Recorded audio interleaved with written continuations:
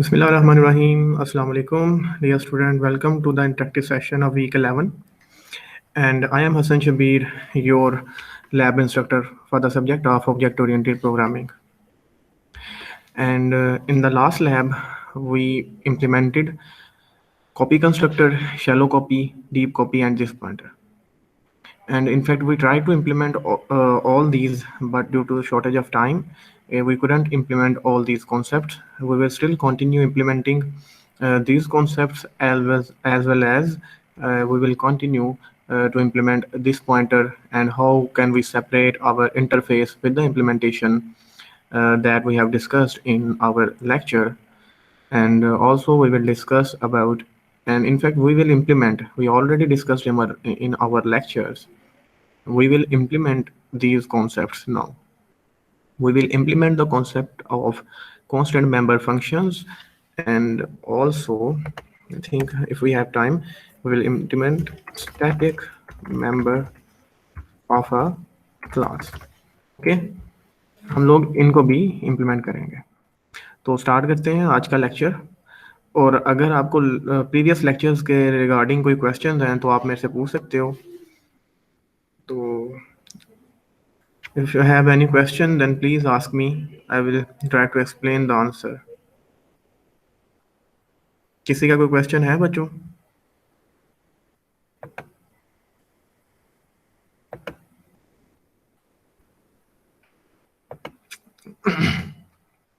Abdullah, I think Abdullah lab में आता है और अब्दुल्ला सिर्फ अटेंड करके ना ज्वाइन करके छोड़ देता है.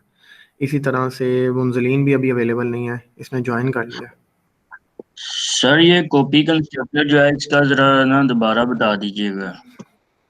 ओके, कॉपी कंस्ट्रक्टर को भी हम देखते हैं उसके लिए. अच्छा, कॉपी कंस्ट्रक्टर बेसिकली अब आप लोग अपने लैपटॉप्स को ऑन कर लो सब लोग. मैं ये रिकमेंड करूंगा कि आप सब अपने सबसे पहले अपने लैपटॉप्स को ऑन करो और स्क्रीन शेयर करो मेरे से, क्योंकि मैं ये देखना चाहता हूँ कि आप लोग अपनी अपनी प्रैक्टिस जो है वो लैपटॉप पे कर रहे हो. वी हैव 3 आवर्स और ये काफ़ी टाइम होता है जिसके दौरान हम लोग प्रॉपर इम्प्लीमेंटेशन कर सकते हैं अगर आपके पास वैसे टाइम नहीं होता. ये सर मैं लैपटॉप से ही ऑनलाइन हूँ. ओके, आप अपना डेव C++ ओपन करो. एंड मुंजलीन, आपका क्या क्वेश्चन है? सर मैं इधर ही हूँ, आप कह रहे हैं कि अच्छा, ठीक है. तो अब्दुल्ला भी शायद इसी तरह कर रहा है. अब्दुल्ला लॉगिन करके ना चला जाता है. अटेंडेंस लगाओ सब लोग, अभी अटेंडेंस लगाओ अपनी.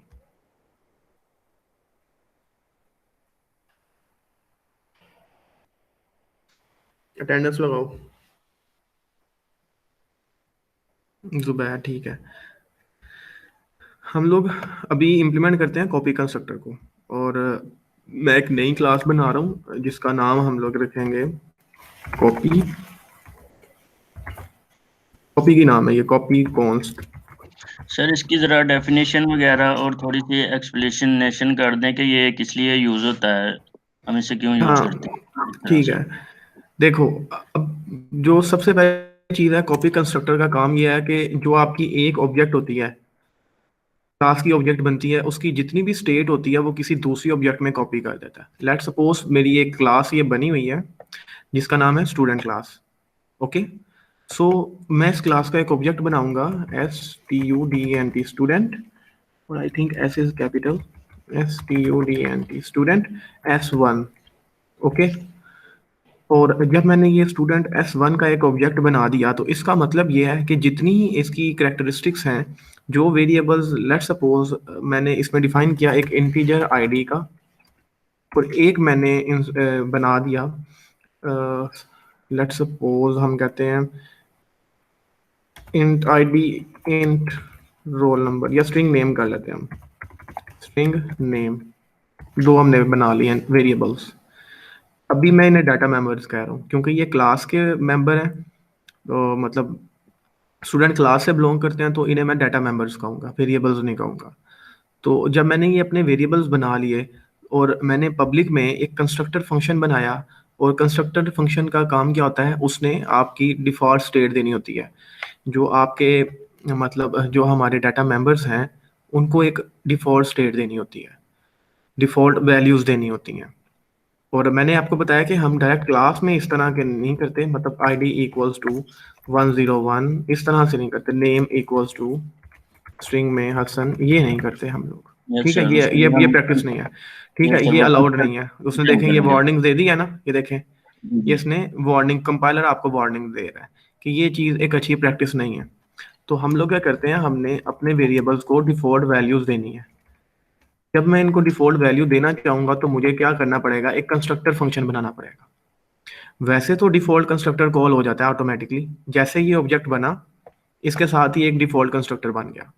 बट मैं ये चाह रहा हूँ कि जो मेरा डिफॉल्ट आईडी है वो हो 101 और डिफॉल्ट नेम होगा स्टूडेंट। अगर मैं इसको इम्प्लीमेंट करना चाहूँ अपनी क्लास में तो मैं कंस्ट्रक्टर फंक्शन का यूज़ करूँगा। तो कंस्ट्रक्टर की रिटर्न टाइप नहीं होती एक चीज़। और हम प्रैक्टिस करेंगे अभी से क्लास का नेम STUDENT स्टूडेंट, और मैंने इसको जस्ट क्लियर कर दिया कि मैं डिफॉल्ट कंस्ट्रक्टर को यूज़ करूँगा। अब अगर मैं इसकी इम्प्लीमेंटेशन करना चाहता हूँ आउटसाइड ऑफ क्लास, तो उसका मुझे कोई बता सकता है मैं किस तरह से इसको इम्प्लीमेंट करूँगा आउटसाइड ऑफ क्लास? सर, इसके लिए वो स्कोप रेजोल्यूशन यूज करेंगे। एग्जैक्टली तो सबसे पहले तो मेरी रिटर्न टाइप आएगी। अब रिटर्न टाइप कंस्ट्रक्टर के केस में होती है, कंस्ट्रक्टर की कोई return type? No, no. Constructor की नहीं होती है। ओके, सो मैं उसकी क्लास का नेम लिख दूंगा, फिर जिस क्लास से ये बिलोंग करता है, स्कोप रेजोल्यूशन ऑपरेटर लगा दूंगा, और देखो आप मेरे पास अवेलेबल लिस्ट में आ रहा है कंस्ट्रक्टर इन फंक्शन, जो कि उसके आगे लिखा भी हुआ है कंस्ट्रक्टर जी सर। स्टूडेंट। मैंने इसको एंटर कर दिया। जब मैं इसको डिक्लेयर मैंने पब्लिक में कर दिया, अब मैं इसकी इम्प्लीमेंटेशन करूंगा तो इम्प्लीमेंटेशन के लिए मुझे कर्ली ब्रेसेस देनी होगी। अब कर्ली ब्रेसेस में मैंने अभी इसकी डेफिनेशन कर देनी है। आईडी को मैं करूंगा इक्वल टू 101, क्योंकि हमारी डिफॉल्ट वैल्यूज ये होंगी। और इसके साथ साथ मैं नेम को करूंगा इक्वल्स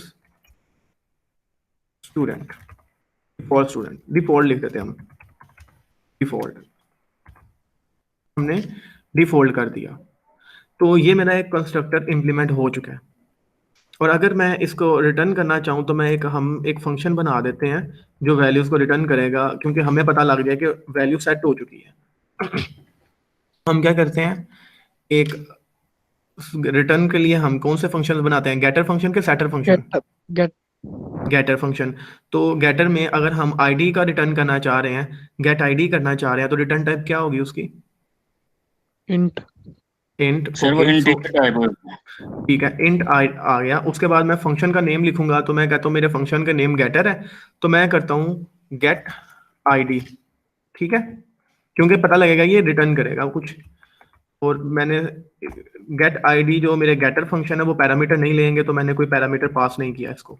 आगे मैंने सेमीकोलन लगा दिया, तो इसका मतलब है ये मेरी फंक्शन की डिक्लेरेशन है inside of class body. Class की बॉडी में मैंने डिक्लेयर कर दिया।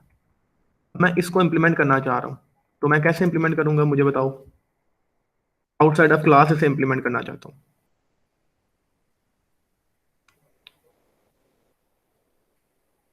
क्या इसकी इम्प्लीमेंटेशन किस तरह से होगी? अब मैं इसकी वैल्यू रिटर्न करना चाह रहा हूँ।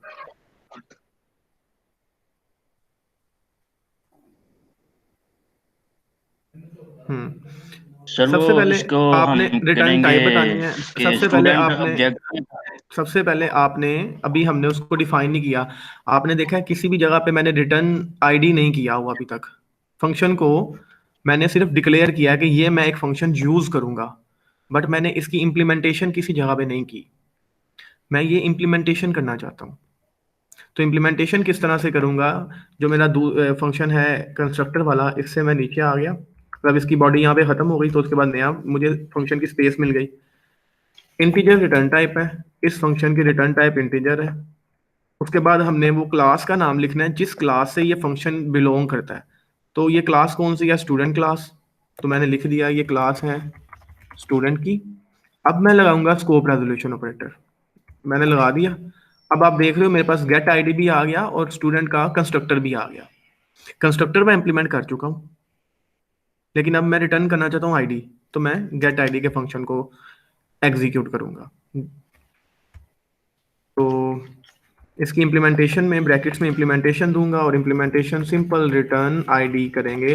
तो हमारा जो आईडी है इस टाइम जैसे ही ऑब्जेक्ट बनेगा कंस्ट्रक्टर कॉल करेगा अपने आप को, कंस्ट्रक्टर कॉल होगी तो हमारे आईडी की वैल्यू मिल जाएगी 101, और मैंने एक फंक्शन बना दिया जो वैल्यू को रिटर्न कर रहा है। जो आईडी ने कंस्ट्रक्टर फंक्शन ने सेट की, डिफॉल्ट कंस्ट्रक्टर ने जो वैल्यू सेट की वो मैं रिटर्न कर रहा हूँ।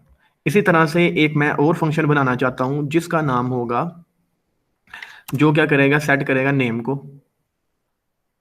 अगर नेम ऑलरेडी डिफॉल्ट सेट है, हम ये फंक्शन बनाते हैं जो रिटर्न करेगा नेम को।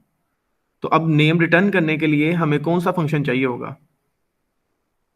तो सर हमें गेट नेम का फंक्शन चाहिए गेट होगा, जो नेम का कि जिसकी रिटर्न टाइप क्या होगी? जिसकी रिटर्न टाइप क्या स्ट्रिंग होगी? होगी। स्ट्रिंग होगी। तो स्ट्रिंग मैंने ये होगी। स्ट्रिंग रिटर्न टाइप लिख दी डिक्लेरेशन में। मैंने एक फंक्शन का नेम लिख गेट दिया कि नेम इसका नाम गेट नेम होगा। उसके बाद मैंने इम्प्लीमेंटेशन नहीं करनी तो मैंने सिंपल सेमीकोलन लगा दिया। आउटसाइड क्लास वो अब आउटसाइड करेंगे। ऑफ क्लास जब मैं इसको डिफाइन करूंगा, इम्प्लीमेंट करूंगा, तो मैं अपने इस गेटर फंक्शन के नीचे आऊंगा और सेम वही जो मैकेनिज्म में लास्ट टाइम यूज किया, स्ट्रिंग स्टूडेंट, रिटर्न टाइप, उसके बाद स्ट्रिंग हमने student, student scope and resolution, string gate name. Scope resolution, और वो मेरे पास देखो ऑटोमेटिकली दे रहा है मुझे गेट नेम का, क्योंकि गेट आईडी मैंने इंप्लीमेंट कर दी है, यस सर। स्टूडेंट मैंने इंप्लीमेंट कर दिया, डिफॉल्ट कंस्ट्रक्टर मैंने इंप्लीमेंट कर यस दिया। सर। अब मैं गेट नेम करूंगा और इसकी इंप्लीमेंटेशन देने के लिए मुझे कर्ली ब्रैकेट्स में आना पड़ेगा। जैसे मैं कर्ली ब्रैकेट्स में आ गया और यहाँ पे मैं क्या करूंगा, अब रिटर्न कर दूंगा। रिटर्न करेंगे हम नेम। नेम, जो नेम अवेलेबल है। ओके, अब इसको कंपाइल करते हैं, देखते हैं कोई एरर तो नहीं। होपफुली हमारा फंक्शन जो है, ये पूरा प्रोग्राम कंपाइल हो चुका है। ये आपको अभी तक आप देखें, हमने क्या कर लिया, हमने एक प्राइवेट एक स्टूडेंट क्लास को डिफाइन किया। उसके प्राइवेट डाटा मेंबर्स में हमने एक इंटीजर का वेरिएबल बनाया डाटा मेंबर और एक स्ट्रिंग नेम को डिफाइन किया। देन रिक्वायरमेंट ये थी कि डिफॉल्ट कंस्ट्रक्टर आपका जैसे ही ऑब्जेक्ट बनेगा उसको डिफॉल्ट वैल्यूज चली जाएं। पहली डिफॉल्ट वैल्यू जाए वो नेम डिफॉल्ट हो, जिसका नाम डिफॉल्ट हो, ऑब्जेक्ट में नेम की वैल्यू डिफॉल्ट आ जाए, आईडी की वैल्यू 101 आ जाए। जब इस तरह की रिक्वायरमेंट थी तो आपको आइडिया हो जाना चाहिए कि हम लोग अब कंस्ट्रक्टर फंक्शन इंप्लीमेंट करेंगे। तो आपने डिफॉल्ट में इंप्लीमेंट कर दिया, स्टूडेंट के कंस्ट्रक्टर में आपने आईडी को डिफॉल्ट वैल्यू 101 दे दी, नेम को आपने डिफॉल्ट लिख दिया। उसके बाद आपने कंस्ट्रक्टर फंक्शंस बना दिए। फिर आपका काम है गेटर फंक्शन, जो वैल्यू को रिटर्न कर रहे हैं, क्योंकि सेट आपने कंस्ट्रक्टर में कर दी हुई है। अब आप उसे रिटर्न करें तो आपने रिटर्न गेट आईडी और स्ट्रिंग गेट नेम कर दिया, और वो उसी को हम रिटर्न कर रहे हैं आउटसाइड ऑफ क्लास बॉडी। और अब देखो, अब मैं इसे इंप्लीमेंट कर रहा हूँ। जब मैंने इसको यूज करना है तो जैसे ही मेरा ये स्टूडेंट का एक ऑब्जेक्ट बनाया, स्टूडेंट क्लास का S1 ऑब्जेक्ट बना, ये मेरा जैसे ही ऑब्जेक्ट बनेगा, मैं इसे कंपाइल कर रहा हूँ, ये देखो जैसे ही ये कंपाइल होगा तो S1 को डिफॉल्ट वैल्यूज कौन सी मिलेंगी, आप बताओ मुझे। S1 को डिफॉल्ट वैल्यू कौन सी मिलेंगी? S1 सर का जो हमने सबसे वो पहले कंस्ट्रक्टर फंक्शन कॉल होगा, डिफॉल्ट कंस्ट्रक्टर। प्रोग्राम कंस्ट्रक्टर देखेगा वाली कि मिलेंगी क्या सर। डिफॉल्ट कंस्ट्रक्टर इंप्लीमेंट किया गया है। अगर तो डिफॉल्ट कंस्ट्रक्टर इंप्लीमेंट हुआ है, हमारे केस में हुआ, तो उसको आईडी को 101 कर देगा और नेम को डिफॉल्ट कर दिया। हम इसको वेरीफाई कैसे करें? हमने इसको वेरीफाई करने के लिए एक ऐसे फंक्शंस रखे हुए हैं जो हमें करंट ऑब्जेक्ट की स्टेट को रिटर्न कर रहे हैं। S1 की जो स्टेट अब स्टेट बन चुकी है, S1 जैसे ही कंपाइल हुआ उसको आईडी मिल गया 101, नेम मिल गया डिफॉल्ट। ये वेरीफाई करते हैं हम वेरिफिकेशन के लिए हम करते हैं S1 डॉट, और ये जो मैंने आपको बताया था कि हमने इंटरफेस कौन सा है, आपकी क्लास का इंटरफेस क्या होता है, आपके मेंबर फंक्शन जिनको आप मेन में कॉल करते हो। तो हमें गेट आईडी का और गेट नेम का फंक्शन दो मिल गए हैं। गेट नेम करते हैं और सेमी कॉलन करते हैं। तो नेम क्या रिटर्न कर रहा है हमारा? सर ये वो अभी जो आपने बताया है इंटरफेस का, ये जरा दोबारा बता दीजिएगा। जो इंटरफेस होता है किसी भी क्लास का, इंटरफेस का मतलब ये होता है जो आप अपने यूजर्स को देते हो, ठीक है, उसे हम कहते हैं ये इंटरफेस है। जो इम्प्लीमेंटेशन होती है वो आपका लॉजिक होता है जो आपने इंप्लीमेंट किया होता है। जैसे ये मेरा लॉजिक है सारा, ये जितना भी मैंने इंप्लीमेंट किया ये मेरा लॉजिक है। इसे मैं जी कहूंगा ये सर। मेरी इम्प्लीमेंटेशन डिटेल्स है इस क्लास की। ये सारी इम्प्लीमेंटेशन डिटेल है, ये जितनी ठीक। भी है ये इम्प्लीमेंटेशन है। इंटरफेस वो होता है जिसके थ्रू मैं इस क्लास को यूज करता हूँ, और मैं इस ठीक। क्लास को यूज करूंगा किस इंटरफेस से? ऑब्जेक्ट के जरिए। इस क्लास का ठीक। ऑब्जेक्ट बनेगा, और ऑब्जेक्ट किन के जरिए एक्सेस करेंगे? हम ऑब्जेक्ट को एक्सेस करेंगे उसके वेरिएबल्स को एक्सेस करने के लिए। डाटा मेंबर्स को जब आपने एक्सेस करना है तो आपको मेंबर फंक्शन मिले हुए हैं, आपने खुद मेंबर फंक्शन बनाए हैं। आप जी सर। डायरेक्टली नहीं कह सकते S1 डॉट नेम या S1 डॉट ID, ठीक है। Yes sir. आपने वो फंक्शन बनाए हुए हैं जिसके जरिए आपने इम्प्लीमेंटेशन करनी है। तो ठीक। गेट नेम जो है ये रिटर्न कर रहा है, किसको रिटर्न कर रहा है? नेम को, नेम। क्लास के। तो जब ये रिटर्न कर रहा है तो हमारे पास S1 क्या पड़ा हुआ है? एंड पे लास्ट पे नेम पड़ा हुआ है डिफॉल्ट। नेम। Yes sir. यहाँ पे इस टाइम वैल्यू क्या पड़ी है? स्ट्रिंग की जगह पे अब वैल्यू आ गई है आपकी डिफॉल्ट लिखा हुआ। लेकिन ये डिफॉल्ट ठीक। स्क्रीन पे प्रिंट नहीं होगा। क्यों नहीं प्रिंट होगा? देखो ना, मैं करता हूं तो वो डिफॉल्ट प्रिंट नहीं हो रहा, खाली है सब। क्यों नहीं प्रिंट हो रहा? क्योंकि हमने नेम की वैल्यू नहीं दी हुई है। सर सी वैल्यू तो आउट हमने दी नहीं हुई है ना। वैल्यू तो हमने नेम को गेट नेम पे जब आप करोगे, ये देखो गेट नेम पे हम आते हैं तो हमने रिटर्न नेम किया हुआ है। लेकिन जैसे ये क्लास का कंस्ट्रक्टर बना तो कंस्ट्रक्टर ने नेम को वैल्यू दे दी हुई है। ये देखो, कंस्ट्रक्टर से नेम को हमने डिफॉल्ट वैल्यू दी हुई है कि नहीं नेम को? जी सर। अब ये डिफॉल्ट आना चाहिए हमारे पास, वो आ क्यों नहीं रहा? सर ये हम नेम इसलिए नहीं आ किया रहा तो कि फंक्शन रिटर्न तो कर रहा है लेकिन हम डिस्प्ले कुछ भी नहीं कर रहे। इसने फंक्शन ने नेम रिटर्न किया हुआ है बट हमारे पास कोई आउटपुट है नहीं। तो हम क्या करेंगे? हम इसे सी आउट करेंगे अगर हम देखना चाहते हैं करवाएं। इसके आउटपुट। यस सर, सी आउट करवाएंगे। अब सी आउट करते हैं तो उसने जो रिटर्न किया हुआ है ये देखो डिफॉल्ट उसने दे दी, कि इसको वैल्यू उसने डिफॉल्ट कौन सी दे दी है? डिफॉल्ट की। जैसे डिफॉल्ट। ही S1 बना, कंस्ट्रक्टर फंक्शन कॉल हुआ। कंपाइलर ने देखना है क्या सिंपल कंस्ट्रक्टर, सबसे पहले वो देखेगा आपका नॉर्मल कंस्ट्रक्टर जिसे डिफॉल्ट कंस्ट्रक्टर कहते हो। अगर तो डिफॉल्ट कंस्ट्रक्टर की ठीक। इंप्लीमेंटेशन हुई हुई है तो हमारे केस में डिफॉल्ट कंस्ट्रक्टर की इंप्लीमेंटेशन हुई है देखो, तो उसको वो वैल्यूज दे देगा, ये वैल्यूज दे देगा। और अगर यस ये सर। डिफॉल्ट कंस्ट्रक्टर को वैल्यूज नहीं दी हुई, हमने इसको इंप्लीमेंट नहीं किया हुआ किसी तरह से, हम कहते हैं ये इंप्लीमेंट नहीं किया हुआ, तो नेम को कौन सी वैल्यू दे देगा? अब देखो, अब वो उसको, सॉरी यहाँ पे क्या कर रहा है, उसको रिटर्न क्यों कर रहा है ये इसकी, यहाँ पे इम्प्लीमेंटेशन में हमें इसको अब खत्म करना पड़ेगा। अब समझो डिफॉल्ट कंस्ट्रक्टर हमने नहीं बनाया। जब डिफॉल्ट कंस्ट्रक्टर नहीं बनाया तो देखो उसने कोई वैल्यू रिटर्न नहीं कर रहा, डिफॉल्ट में यस उसके सर। पास कोई वैल्यू नहीं पड़ी हुई, ठीक है। जी। उसने बस बना दिया है कंस्ट्रक्टर। लेकिन अगर मैं जैसे ही मेरा कंस्ट्रक्टर फंक्शन बना दिया और मैंने इसको इंप्लीमेंट कर दिया, आईडी को डिफॉल्ट वैल्यू 101 दे दी, नेम को डिफॉल्ट दे दी, तो जब मैं इसे एग्जीक्यूट करूंगा तो मेरे कंस्ट्रक्टर ने आईडी को असाइन कर दी 101, नेम को दे दी डिफॉल्ट। और जब मैं करूंगा गेट नेम तो मुझे रिटर्न, जब मैं रिटर्न नेम कर रहा हूं तो मेरे पास नेम की वैल्यू क्या पड़ी हुई है? डिफॉल्ट। डिफॉल्ट। इसी तरह से मैं S2 भी बनाऊंगा। अगर लेट सपोज मैं एक और ऑब्जेक्ट बनाता हूं जिसका नाम है S2। जब S2 बना, S2 पर डिफॉल्ट कंस्ट्रक्टर कॉल होगा। S2 के लिए डिफॉल्ट कंस्ट्रक्टर सेम वही है, सेम आया, उसने देखा डिफॉल्ट कंस्ट्रक्टर कॉल होगा, आईडी 101, नेम डिफॉल्ट, तो उसको भी सेम स्टेट मिल गई। अगर हम S2 की स्टेट चेक करें, अगर S2 को हम चेक करते हैं, सी आउट करते हैं S2 डॉट गेट नेम, तो इस पे भी क्या आना चाहिए हमारे पास? डिफॉल्ट होना चाहिए। Exactly exactly. तो वो देखो हमारे पास दो डिफॉल्ट हो गए हैं। जितने भी हम लोग बना रहे हैं अपने कंस्ट्रक्टर्स, उनको डिफॉल्ट वैल्यू अब डिफॉल्ट ही मिल रही है। आईडी चेक ठीक। करोगे तो उसको 101 मिल रहा है, ठीक है। ठीक। ठीक ओके, है सर। ये कॉन्सेप्ट आपको, मैं उम्मीद करता हूँ आगे। अब हम देखते हैं कॉपी यस। कंस्ट्रक्टर का काम क्या होता है। जी। कॉपी कंस्ट्रक्टर क्या करता है? अब लेट सपोज मैं एक नई ऑब्जेक्ट बना रहा हूं जिसमें मैंने डिफॉल्ट कंस्ट्रक्टर यूज कर लिया और मैंने इसके अंदर इसकी डिफॉल्ट के साथ साथ मैंने इसकी वैल्यू भी चेंज कर दी। अब मेरे पास एक फंक्शन है, एक फंक्शन है, मतलब अगर मैं कहता हूं डिफॉल्ट कंस्ट्रक्टर को, मैं कहता हूं ये पैरामीटराइज्ड कंस्ट्रक्टर बना देते हैं हम, ठीक है। पैरामीटराइज्ड कंस्ट्रक्टर बनाने के लिए क्या करते हैं? हम कंस्ट्रक्टर को पैरामीटर पास करते हैं। तो एक कंस्ट्रक्टर ये है, दूसरा हम बना देते हैं STUDENT स्टूडेंट, और इसको हम पैरामीटर का पास करेंगे। हम कहते हैं इसको, एक जाएगा इंटीजर टाइप का पैरामीटर, एक जाएगा स्ट्रिंग टाइप का पैरामीटर, दो पैरामीटर पास होंगे। और जैसे ही उसको ये हमने दो पैरामीटर पास किए, इंटीजर और स्ट्रिंग, इसका मतलब है अब नया कंस्ट्रक्टर जो बनेगा, अगर आपने डिफॉल्ट नहीं तो आप इस तरह का कंस्ट्रक्टर बनाओगे जिसमें एक इंटीजर जाएगी वैल्यू, दूसरी वैल्यू स्ट्रिंग जाएगी। इसको इंप्लीमेंट कर देते हैं हम। अब इसकी इंप्लीमेंटेशन कैसे करेंगे? Same student scope resolution operator और देन स्टूडेंट का ये पैरामीटराइज्ड कंस्ट्रक्टर। इसमें हमें पता है कि जो वैल्यू यूजर देगा हम उसको कहते हैं इंट, इसको हम कहते हैं आईडी, और दूसरा जो है वो कहते हैं स्ट्रिंग में यूजर देगा कोई नेम। और यूजर ने कुछ भी एंटर किया, ये जो है ये यूजर एंटर करेगा। डिफॉल्ट कंस्ट्रक्टर के केस में यूजर कुछ भी एंटर नहीं कर रहा था।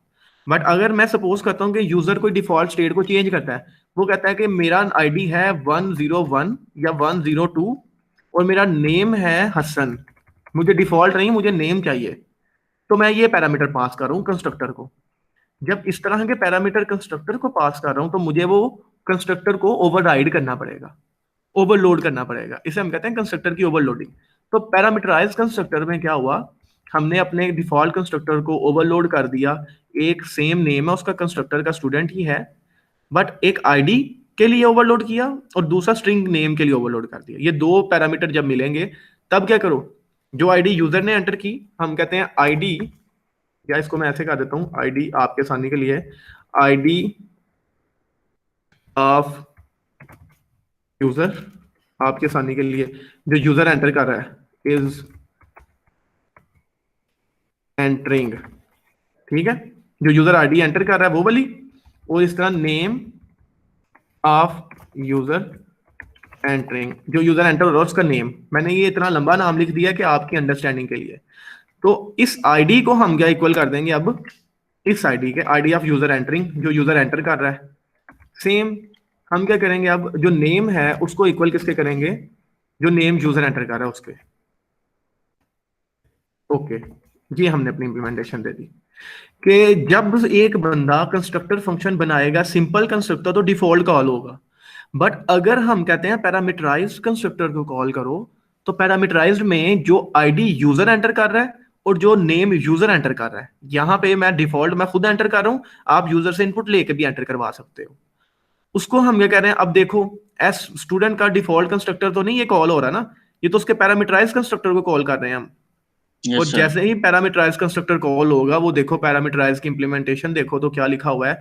हमने कहा कि इंट आईडी ऑफ जो यूजर एंटर कर रहा है वो आईडी, और नेम ऑफ यूजर एंटरिंग जो यूजर नेम एंटर कर रहा है वो आप देखो। तो नेम और आईडी को हमने इक्वल कर दिया आईडी के। तो पैरामीटराइज कंस्ट्रक्टर में अब चेंज क्या आ गया, अब इसको कंपाइल करते हैं। तो अब देखो s2 डॉट गेट नेम करेंगे तो अब नेम में क्या वैल्यू पड़ेगी आप बताओ, अब नेम में क्या वैल्यू है। सर यहाँ पे तो वो डिफॉल्ट ही आएगी ना। एक सेकंड, जब s1 डॉट गेट नेम किया तो जब s1 बना, ये देखो आप, जब मेरा s1 बना है तो कौन सा कंस्ट्रक्टर कॉल हुआ है, सर वो आईडी वाला डिफॉल्ट कंस्ट्रक्टर हुआ है ना जब, तो वो सिंपल हम उसे पैरामीटराइज नहीं करेंगे। डिफॉल्ट हो गया। ओके, जब मैंने s2 बनाया है, s2 पे कौन सा कंस्ट्रक्टर कॉल हो रहा है सर यूजर S2 पे वाला जो यूजर दे, जब पैरामीटराइज कंस्ट्रक्टर, हाँ अब पैरामीटराइज कंस्ट्रक्टर कॉल होगा तो पैरामीटराइज की इंप्लीमेंटेशन देखो उसमें क्या हुआ है, ये तो s1 के केस में हो गया जी सर। क्योंकि इसमें पैरामीटर नहीं। अब आपके पास पैरामीटराइज्ड है तो पैरामीटराइज के केस में हमारा ये वाला कंस्ट्रक्टर कॉल हो रहा है पैरामीटराइज्ड। ठीक है, तो इसमें हमारे पास जो यूजर आईडी एंटर कर रहा है वो क्या है, पैरामीटराइज में आईडी क्या है, आईडी ऑफ यूजर, ये हमारा पैरामीटराइज का 102 है 102। और नेम में क्या एंटर कर रहे हैं हम, नेम हसन। और अगर हम s2 डॉट गेट नेम कर रहे हैं तो वो नेम कौन सा रिटर्न करेगा, डिफॉल्ट करेगा या ये वाला करेगा, हसन वाला। और अगर s1 डॉट गेट नेम कर रहे हैं तो वो कौन सा रिटर्न करेगा, तो वो हमारे पास बाय डिफॉल्ट जो हमने किया है। शाबाश। तो अब इसको कंपाइल करते हैं और देखते हैं क्या आ गया। डिफॉल्ट पहले वन जो s1 के लिए हमारे पास क्या आ गई value, s1 dot get name में क्या आ गया हमारे पास, डिफॉल्ट आ गया हमारे पास, और s2 डॉट गेट नेम ने हमें क्या दे दिया, हसन। ये है बेसिकली पैरामीटराइज कंस्ट्रक्टर की इंप्लीमेंटेशन। सर ये जो डिफॉल्ट कंस्ट्रक्टर आपने 30 और 35 पे लिखा है, तो ये सर ब्रैकेट बस ओपन ही करनी है, क्लोज नहीं करनी। नहीं वो मैंने उसको हाइड किया हुआ, ये देखो ना, ये मैंने उनको हाइड कर दी थी इंप्लीमेंटेशन कि आपको कोड नजर आ जाए जितना आपको दिखाना चाह रहा हूँ। ठीक है, वो उसकी पूरी इंप्लीमेंटेशन होती है बेसिकली, मैंने उसको हाइड कर दी थी। ओके सो अब एक चीज देखते हैं हम। अब मेरे पास दो आ गए। अब मैं ये चाह रहा हूं कि मैंने एक और ऑब्जेक्ट बना लिया, मैंने s3 बना दिया, s3, ठीक है। s3 को अब वैल्यू क्या मिल रही है आप मुझे बताओ, जब s3 को मैंने कंपाइल किया s3 को कौन सी वैल्यू मिल गई। अब मैं अगर ये करता हूं डिफॉल्ट s3 को हम करते हैं सी आउट करते हैं s3 को, sorry S3 dot get name हम करते हैं, किधर गया गेट नेम, गेट नेम। तो इसको कौन सी डिफॉल्ट वैल्यू मिली है बताओ, इसके पास क्या है, सर हसन है कि इसके पास क्या है इस टाइम? डिफॉल्ट है इसके पास। ओके, सो देखते हैं अब हम, आपने डिफॉल्ट का, तो इसके पास भी डिफॉल्ट है, बिल्कुल सही है, आपने आपका जवाब ठीक है। यस अब सर। मैं ये चाहता सर अभी तो हूं कि कुछ नहीं जो हुआ। मेरा, नहीं सर, अभी ये इम्प्लीमेंट ही नहीं हुआ। क्यों? नहीं सर, इम्प्लीमेंट सर वो कैसे? ये देखो S3 का कौन सा कंस्ट्रक्टर कॉल हुआ है, जैसे ही ऑब्जेक्ट बनी तो कौन सा कंस्ट्रक्टर कॉल हो रहा है? सर डिफॉल्ट वाला कंस्ट्रक्टर हो रहा है ना यहाँ पे। डिफॉल्ट हो रहा है, तो डिफॉल्ट की इंप्लीमेंटेशन में क्या है हमारे पास? सर वो ये देखो, डिफॉल्ट है name equal. Name equal default, तो उसने S3 का नेम क्या डिफॉल्ट, S3 के नेम डाटा सर मेंबर को एक्चुअली कौन सी इम्प्लीमेंट वैल्यू दे दी? इम्प्लीमेंट कहाँ पे हो रहा है? एस बेटा S3 की इंप्लीमेंटेशन कंस्ट्रक्टर फंक्शन से हो रही है। जैसे ही आप कोई ऑब्जेक्ट बनाते हो, लाइक S1 बना, तो एक कंस्ट्रक्टर फंक्शन ऑटोमेटिकली कॉल हो जाता है जो उस ऑब्जेक्ट को स्टेट मतलब दे वो देता है, कोई नॉर्म वेल डिफाइंड स्टेट देता है। ठीक है, तो S1 जैसे ही बना, S1 की इंप्लीमेंटेशन जो है वो इस तरह से है कि अगर मैं कंस्ट्रक्टर को खत्म कर देता हूं, ये देखो, अब इंप्लीमेंटेशन देखना, अगर अब सॉरी मेरा पैरामीटराइज कंस्ट्रक्टर है तो मुझे ये देना पड़ेगा। अगर डिफॉल्ट को हम लोग डिफॉल्ट कंस्ट्रक्टर की वैल्यू को चेंज कर देते हैं, हम ये खत्म ही कर देते हैं इंप्लीमेंटेशन, ये लो मैंने ये खत्म कर दी। अब आपको क्या लगता है कि जब S1 बना तो उसके पास क्या वैल्यू आनी चाहिए? अब बताओ, मैंने उसकी इंप्लीमेंटेशन खत्म कर दी है, S1 जैसे ही बनेगा इसके पास डिफॉल्ट वैल्यू क्या आएगी?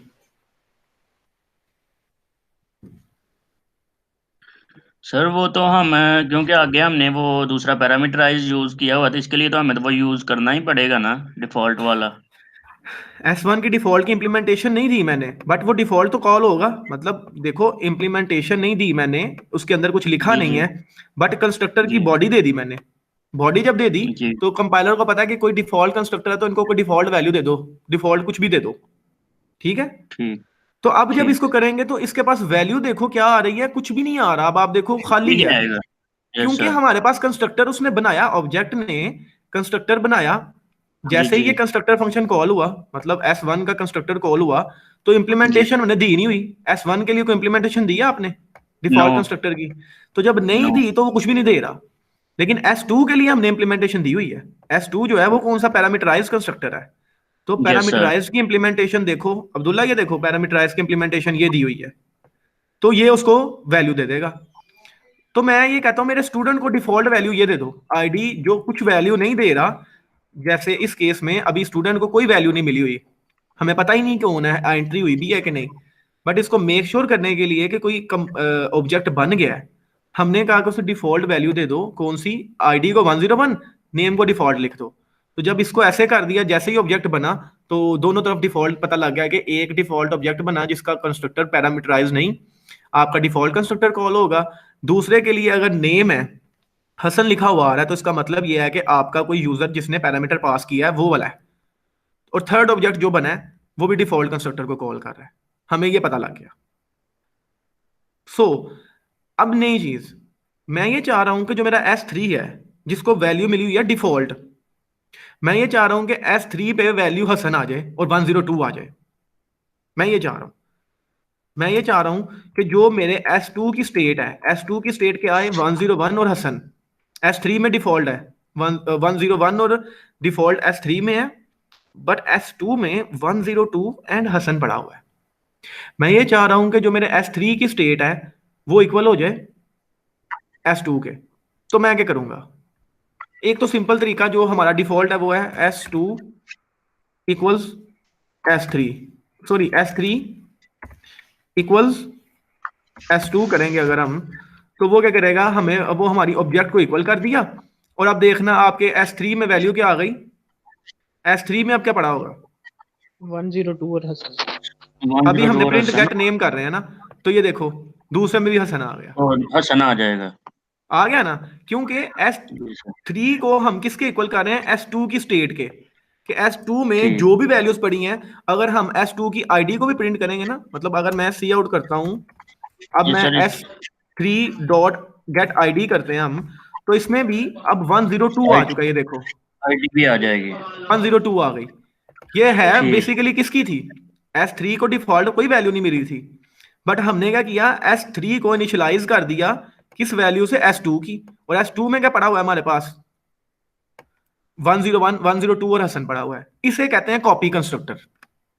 ये कंस्ट्रक्टर जो कॉल हो रहा है ना, S3 का कंस्ट्रक्टर, ठीक है, और S2 का कंस्ट्रक्टर, अगर मैं इस तरह बोलता हूं ना, ये कंस्ट्रक्टर जो कॉल होते हैं ना, ये इसे हम कहते हैं ये कॉपी है, ये कॉपी कंस्ट्रक्टर का फंक्शन है। इस तरह से आप समझ लो। ये अब ये जो कॉपी कंस्ट्रक्टर कॉल हो रहा है, इसे कहते हो ये हमारी शैलो कॉपी है, मेंबर वाइज कॉपी। और मेंबर वाइज कॉपी क्या होती है, इसको आप अगर इस तरह समझोगे कि वो इस तरह से इंप्लीमेंट हो रहा है, कर क्या रहा है, जब आप डिफॉल्ट कंस्ट्रक्टर ये चीज इस तरह से कर रहा है, जो आपका कॉपी कंस्ट्रक्टर है वो इस तरह से इंप्लीमेंट हुआ है कि डिफॉल्ट वैल्यू को हम छोड़ देते हैं अभी के लिए, हम ये कह रहे हैं कि एक स्टूडेंट का कंस्ट्रक्टर है जो ये कर रहा है कि डिफॉल्ट को कर रहा है, इसको हम करते हैं एक ऑब्जेक्ट पास। ये देखें, ये कॉपी कंस्ट्रक्टर इस तरह से इंप्लीमेंट होता है।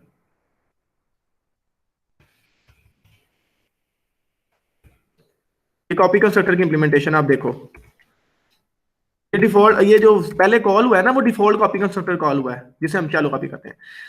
अब जो इसको पास किया गया है ना, ये देखो, अगर मैं इसको अगर इस तरह कर लें हम, S3 का ना कंस्ट्रक्टर में हम इस तरह करते हैं S2, हाँ S2 की वैल्यू, तो देखो अभी तो शायद ये एरर देगा क्योंकि इसकी इंप्लीमेंटेशन नहीं की हुई यहाँ पे, ठीक है।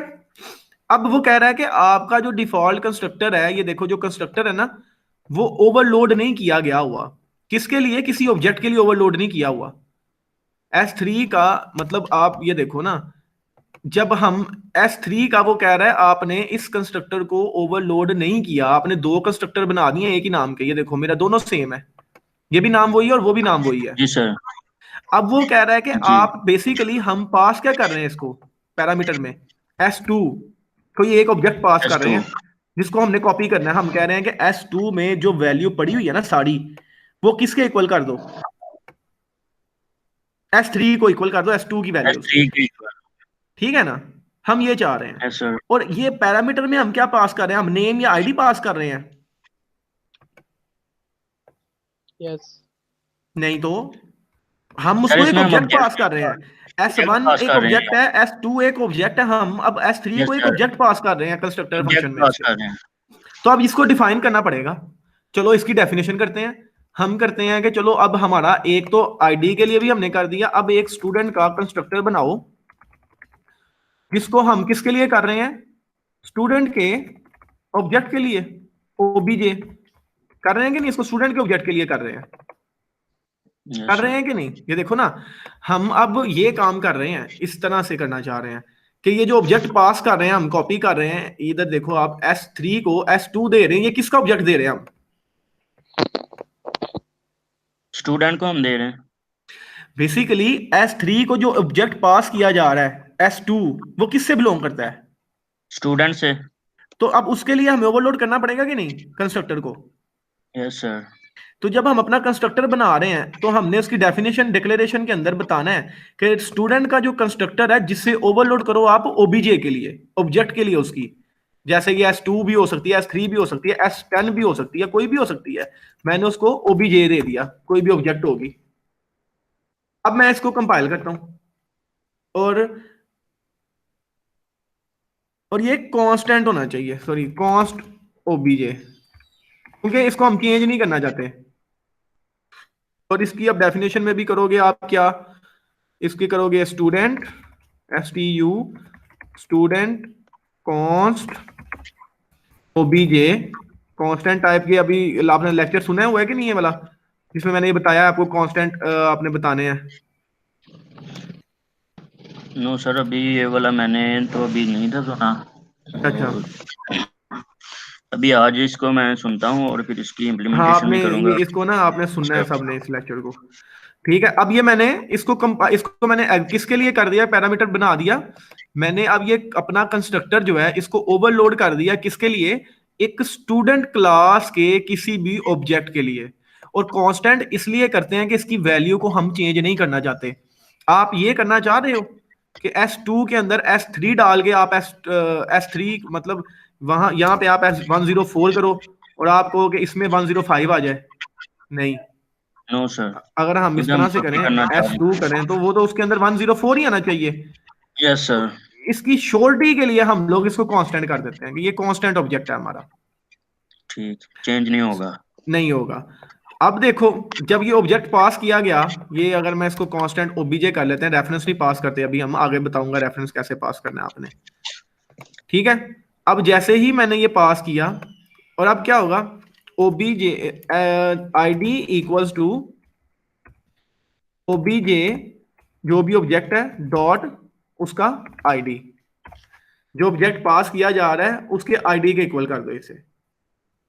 और इसी तरह से उसके ऊपर भी एंड शायद मैंने कांस्टेंट किया हुआ है, हाँ इसको चेंज कर लेते हैं। चलो इसी तरह से हमारा दूसरा जो होगा वो क्या होगा,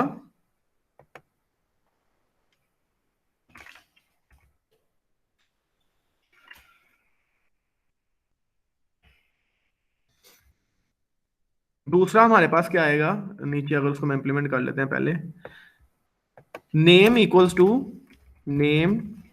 टू ओबीजे डॉट नेम, जो भी ऑब्जेक्ट पास की जा रही है उसका नेम।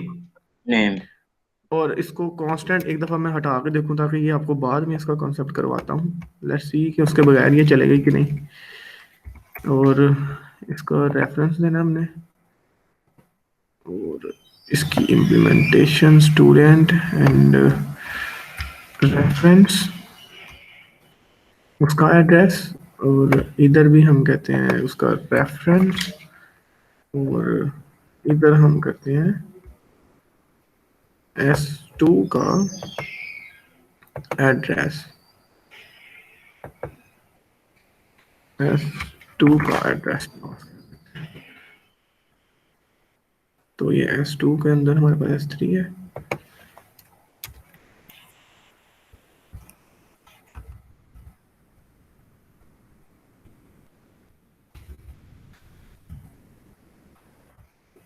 S2, ठीक है। अब क्या हुआ, जो हमारा S2 है, देखो अब S2 को वैल्यू क्या मिल गई है, हसन और 104। लेकिन इसके लिए अब ये देखें, S3 डॉट गेट आईडी कर रहा हूं मैं, S3 डॉट गेट आईडी और गेट नेम, ये इसको कॉल की। लेकिन ये जो डिफॉल्ट कॉपी हो रही है, ये डिफॉल्ट कॉपी कंस्ट्रक्टर कौन सा है, ये आपका क्या हो रहा है, एक हम पास कर रहे हैं स्टूडेंट का ऑब्जेक्ट, उसके साथ वो आईडी को इक्वल कर रहा है जो यूजर आईडी दे रहा है उसके, और ऑब्जेक्ट को इक्वल कर रहा है यूजर जो नेम दे रहा है उसके नेम के इक्वल। और यहाँ पे अगर जो हम कर रहे हैं इसको डिफॉल्ट में इक्वल करते हैं, ये जो असाइनमेंट होती है इसका मतलब ये है ये डिफॉल्ट कॉपी कंस्ट्रक्टर कॉल होगा आपका। तो इसे हम कहते हैं ये शैलो कॉपी है, मेंबर वाइज कॉपी, जिसे हम ये देख रहे हैं इसे शैलो कॉपी कहते हैं। ये आप स्टूडेंट का ऑब्जेक्ट दे देते हैं और उसको क्या करता है वो किधर गया, ये है, लेट्स मी चेक, ये है स्टूडेंट का एक ऑब्जेक्ट जब मिल गया तो उसको आईडी को इक्वल करेगा ओबीजे डॉट आईडी, और ऑब्जेक्ट के जो नेम है जो हम ये पास कर रहे हैं इसको नेम के इक्वल कर देगा। और यहाँ पे देखो हमने जो पास किया S3 को S2, और S2 की आईडी में क्या पड़ा हुआ है हमारे पास 104 हसन, और हसन, ये उसको असाइन कर देगा। और अब S3 में हमारे पास जो पहले कोई वैल्यूज नहीं थी, पहले डिफॉल्ट थी, बट अब हमारे पास आ गई S2 की वैल्यूज। क्लियर, ये है हमारा। ओके, सो इसके अलावा कोई क्वेश्चन है तो आप मुझे बताओ। बस सर अभी तक यही था।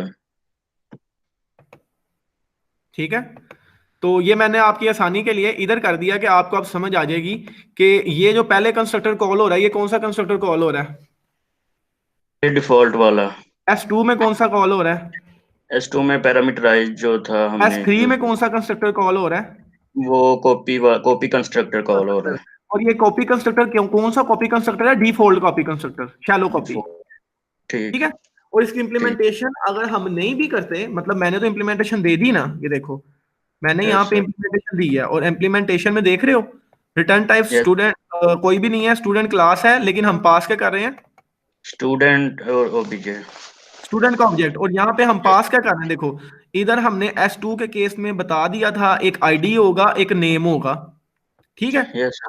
S3 के केस में हमने यहाँ पे ना आईडी पास किया ना नेम पास किया, हमने पास क्या किया, एक ऑब्जेक्ट S2 एक ऑब्जेक्ट S2 जो बिलोंग किससे करता है, इसकी रिटर्न टाइप क्या है, सर वो स्टूडेंट से बिलोंग करता है। ठीक है। और जब हम पैरामीटराइज कंस्ट्रक्टर बनाएंगे उसके लिए कॉपी कंस्ट्रक्टर बनाएंगे तो हम उसकी रिटर्न टाइप क्या बताएंगे, जिस क्लास से वो बिलोंग करता है वो स्टूडेंट से बिलोंग करता है आपका ऑब्जेक्ट, यस सर। और आपने ऑब्जेक्ट पास किया तो हमने उसको एंड ओबीजे कर दिया। इसी तरह से आपका ID equal to OBJ dot ID, ये जो इस ऑब्जेक्ट के अंदर ओबीजे, ये कौन सा ऑब्जेक्ट है, ये वाला S2 का। अगर मैं इसको S2 कहूं तो ठीक होगा, ये ऑब्जेक्ट है S2 यहाँ पे।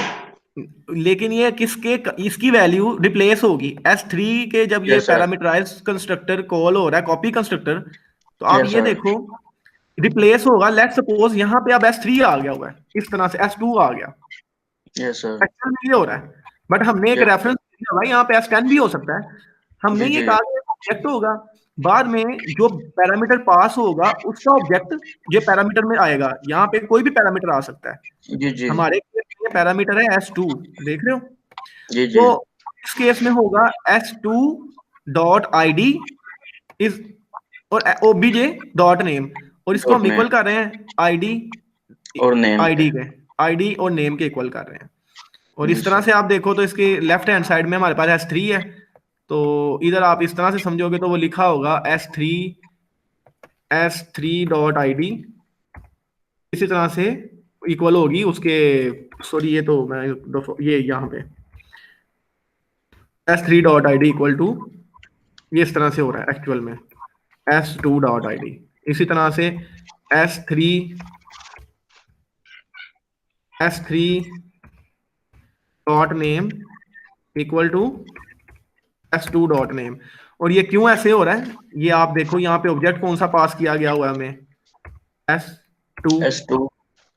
अब इसको हम नीचे से मैच करते हैं, इधर से देखो, ये वो कॉलिंग ऑब्जेक्ट है जिसने कॉल होना है, जो कॉल कर रही है, और S2 है जिस पे कॉल हो रही है। तो ठीक। S2 की स्टेट 104 है और हसन है, और हसन है। S2 की डॉट आईडी में क्या पड़ा हुआ है फिर 104, और S2 डॉट 104 नेम में हसन है। हसन। तो लेकिन अब ये S2 के साथ साथ हम ये भी तो कर सकते हैं, एक और S बना लें, हम इसको सिंपल S1 की स्टेट दे देते हैं, हम S1 भी तो कर सकते हैं। तो इसको जेनेरिक करने के लिए कि S1 की डिफॉल्ट स्टेट चेंज कर दो, उसको जेनेरिक करने के लिए हम ये लिख देते हैं कि जो पैरामीटर है उसको आप रखो एक जेनेरिक सा, जो ओबीजे नाम से जो भी ऑब्जेक्ट पास हो रही है, और इस तरह से इसको भी जो ऑब्जेक्ट पास हुई उसका आईडी और जो ऑब्जेक्ट पास हुई उसका नेम इक्वल कर दो जो ऑब्जेक्ट कॉल कर रही है, ठीक है। ठीक। और अगर मैं ये आपको बताऊं, दिस पॉइंटर मैंने आपको बताया था ना, जो इस ऑब्जेक्ट का रेफरेंस स्टोर करती है, जो ये कॉलिंग ऑब्जेक्ट है, जो ये ऑब्जेक्ट है, ठीक है। S3 का एड्रेस किस में स्टोर होगा, एक दिस पॉइंटर में, दिस पॉइंटर में इसका एड्रेस है। तो अगर मैं ये कह सकता हूं कि दिस डॉट आईडी, मतलब इस तरह से भी तो कर सकता हूं, एक्सक्यूज मी सर, जरा दिस पॉइंटर का जरा एक दफा बता दीजिएगा।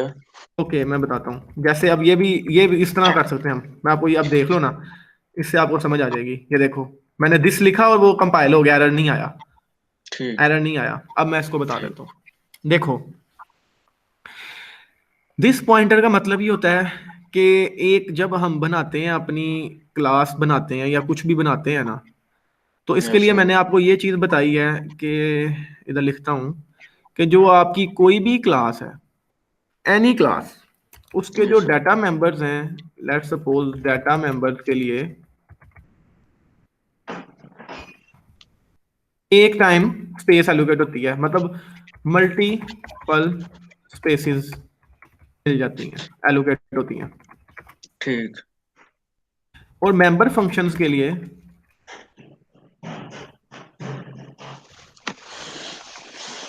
सेम स्पेस, सेम स्पेस में आते हैं उनके लिए। इसका मतलब ये होता है कि मेरे पास अगर एक क्लास है, अगर मैं उसको आपको आसानी के लिए समझाऊं, ड्रॉ करके समझा देते हैं इसमें।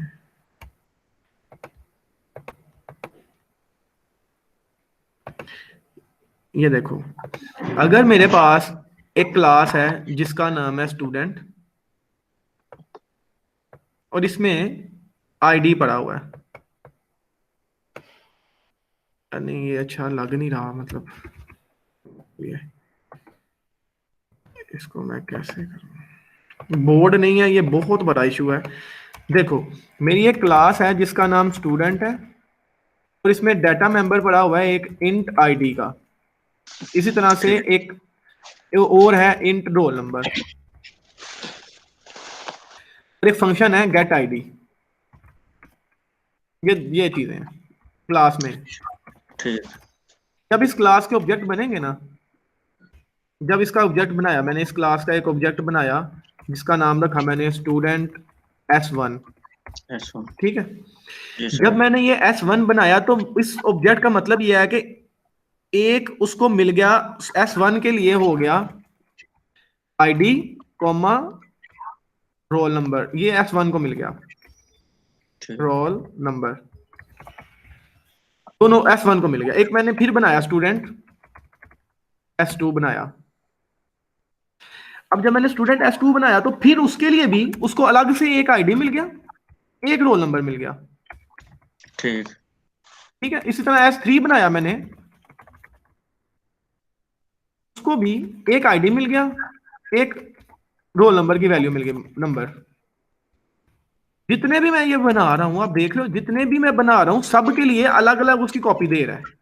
जो मेरी क्लास का ऑब्जेक्ट बन रहा है, एस स्टूडेंट क्लास से जितने ऑब्जेक्ट बन रहे हैं S1 S2 S3, इनफैक्ट अगर मैं SN भी बना लूं जिसका मतलब कि S मिलियन SN, इसके लिए भी एक आईडी असाइन होगा, एक रोल नंबर असाइन होगा। ठीक, सबके लिए अलग अलग है। बट जो मेंबर फंक्शन गेट आईडी है ना, गेट आईडी ये सबके लिए सेम है। अब मैं ये कहता हूं गेट आईडी जो है ना, ये इसके लिए भी यही है, ठीक है, इसके लिए भी सेम है। ये जो है ना, ये सब के लिए सेम है। मैं अगर इसके ऐसे कर रहा हूं ना, समझो ये सब का ही सेम है, सब के लिए एक ही है। ठीक। और अगर मैं इसको असाइन ना करूं तो आपको ज्यादा आसानी हो जाएगी कि ये जो है ना, ये मेंबर फंक्शन स्लैशेस लगे हैं, ये सब के लिए है। ये जो मैंने स्लैश लगा दी है ना, इसका मतलब है कि ये ऐसी चीज है जो सबको मिल गई है, सारे तकसीम कर रहे हैं इसे। ठीक। रोल नंबर और आईडी हर एक को मिल गया, मतलब ये आपका, ये आपका, ये आपका, उसके हैंड ओवर कर दिया, ऑब्जेक्ट के हाथ में पकड़ा दिया। लेट सपोज उसको आईडी भी दे दिया, उसको रोल नंबर भी दे दिया। बट जो गेट आईडी का फंक्शन है ना, वो किसी को नहीं दिया, वो मैंने सेंटर में रख दिया और मैंने कहा कि ये सब लोग इसे यूज करोगे, किसी की मलकियत नहीं है इस पे, किसी की प्रॉपर्टी नहीं है। ठीक है। S1 S2 और S3 और SN की प्रॉपर्टी, उनकी मलकियत में आईडी और रोल नंबर है, उनको वो डाटा मेंबर मिल गए हैं। बट वो मेंबर फंक्शन जो है ना गेट आईडी का, वो मैंने किसी को भी नहीं दिया, वो मैंने अपने पास, कंपाइलर ने अपने पास रख लिया है। ठीक है। ठीक। ओके, तो जब ये उस कंपाइलर के पास है, ये फंक्शन किसी को मिला नहीं है, तो कंपाइलर को अब आप S1 कहता है कि मुझे गेट आईडी का फंक्शन यूज करना है, ठीक है, या S2 कहता है मुझे यूज करना है, तो कैसे करेंगे यूज? मतलब ये S1 के लिए ये तो आसान है, S1 के लिए S1 डॉट आईडी से समझ तो आ जाती है कि इसका है, लेकिन S1 डॉट गेट आईडी करेंगे तो कंपाइलर को तो नहीं पता लगना। कंपाइलर ने कहना है कि ये S1 का तो है ही नहीं, ये किसका है, वो तो जनरल है, वो सबके लिए है। गेट आईडी जो है वो सबके लिए है, ये फॉर ऑल है, मतलब ये जो गेट आईडी का फंक्शन है ना, ये सबके लिए है। yes, अब एक कंपाइलर को कैसे पता लगेगा कि उसको जो ऑब्जेक्ट कॉल कर रहा है ये उसने यूज करना है? मतलब गेट आईडी को, लेट्स सपोज आपने लिख दिया S1 डॉट गेट आईडी, ठीक है। अब कंपाइलर को कैसे पता लगेगा कि ये जो फंक्शन गेट आईडी का फंक्शन है ये S1 के लिए कॉल हो रहा है, ये S1 के लिए कॉल हो रहा है, कैसे पता लगेगा? ये जो कंपाइलर को बताना है ना, उसके लिए होता है एक, समझो कि एक साथ इस कंपाइलर ने अपने अंदर जो इसके गेट आईडी का फंक्शन है, इसके अंदर उसने एक पैरामीटर इम्प्लिसिटली रख दिया है जिसका नाम है दिस पॉइंटर। इसका नाम है, ये पॉइंटर है, दिस पॉइंटर इसके अंदर पड़ा हुआ है। सर ये इम्प्लिसिट और एक्सप्लिसिट का क्या मतलब है? इम्प्लिसिट होता है ऑटोमेटिकली, एक्सप्लिसिट होता है खुद से जब हम करते हैं। अगर मैं कहता हूं कंस्ट्रक्टर फंक्शन इम्प्लिसिटली कॉल हो जाता है, जैसे मैंने ये स्टूडेंट S1 किया तो इम्प्लिसिटली इसका कंस्ट्रक्टर फंक्शन कॉल होगा। लेकिन एक्सप्लिसिट का मतलब है कि अगर मैं इसके अंदर पैरामीटर खुद से पास कर रहा हूं, वो मेरी एक्सप्लिसिट होती है, उसे हम कहते हैं ये खुद से एंट्री कर रहे हो आप एक्सप्लिसिट। ठीक तो ठीक जब ये मैंने दिस लिख दिया तो ये मेरी कौन सी है, एक्सप्लिसिट, खुद एक्सप्लेन कर रहा हूं, मैं बता रहा हूं। लेकिन अगर ऐसे है तो ये इम्प्लिसिट कॉल हो जाएगा कि उस ठीक कंपाइलर ने ऑटोमेटिकली दिस लिख दिया अपने साथ। ठीक ओके, सो कंपाइलर को पता लग गया, कंपाइलर ने कहा कि मैंने हर फंक्शन के साथ एक पॉइंटर रख दिया जिसका नाम है दिस पॉइंटर।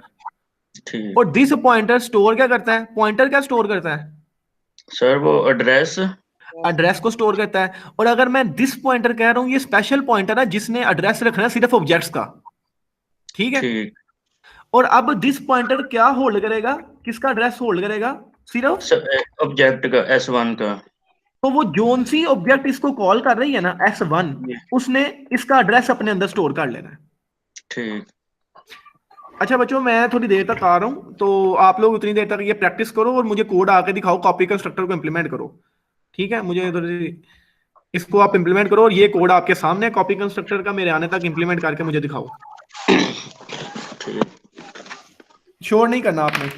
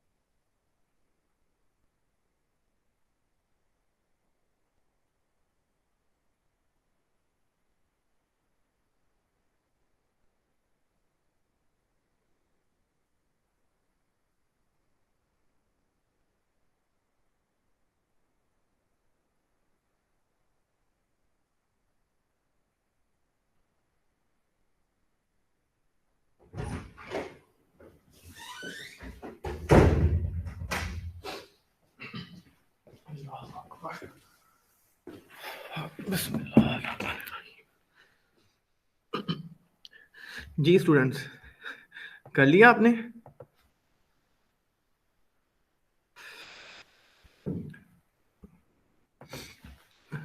किसी ने किया है? जुबैर? सर अभी कर रहा हूँ अभी। ओके ओके, करो आप। मुंजलिन, आप इधर ही हो? इधर ही हूँ सर, इधर ही आप कर रहे हो इसे सॉल्व के नहीं? कर रहा हूँ। Okay okay. कॉपी कंस्ट्रक्टर को आपने इम्प्लीमेंट करना है और मुझे दिखाना है कि आपने इस तरह से इम्प्लीमेंट किया है। मैं ये कोड क्लासरूम में आपसे शेयर भी कर देता हूँ कॉपी के नाम से। इससे हेल्प ले लो, लेकिन सिर्फ हेल्प लेनी है आपने। Material code.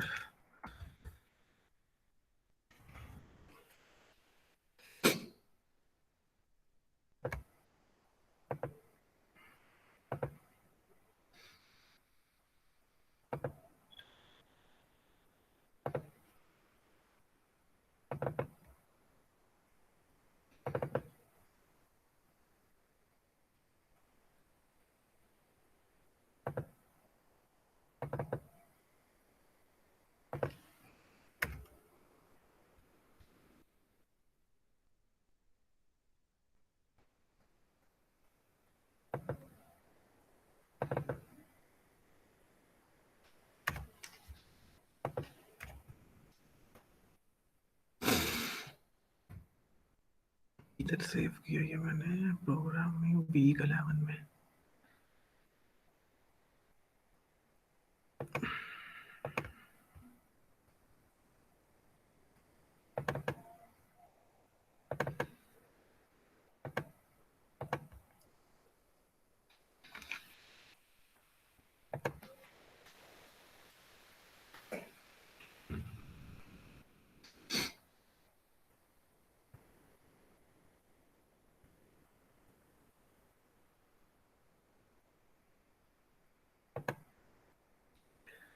कोड मैंने इसका आपसे शेयर कर दी है और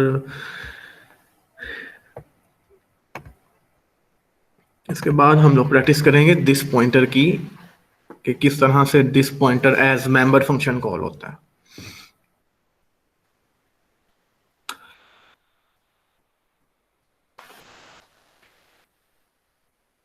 अपनी स्क्रीन शेयर कर दो जुबैर या मुंजलिन। सर मेरी नहीं होनी, मेरा लैपटॉप पे वाईफाई नहीं होना है। अच्छा।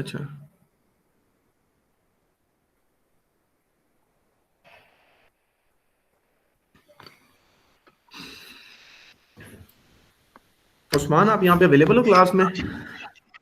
सर आप अपनी जरा ऑफ कर दें स्क्रीन, मैं वो फिर शेयर करता हूँ। हाँ ठीक है, मेरी स्क्रीन ऑफ है। ओके।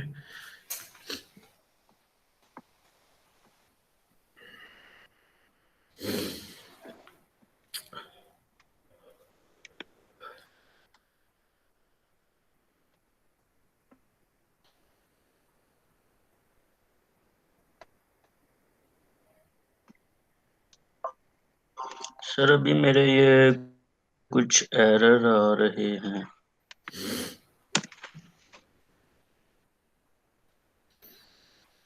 ओके, इसको सॉल्व करो। स्टूडेंट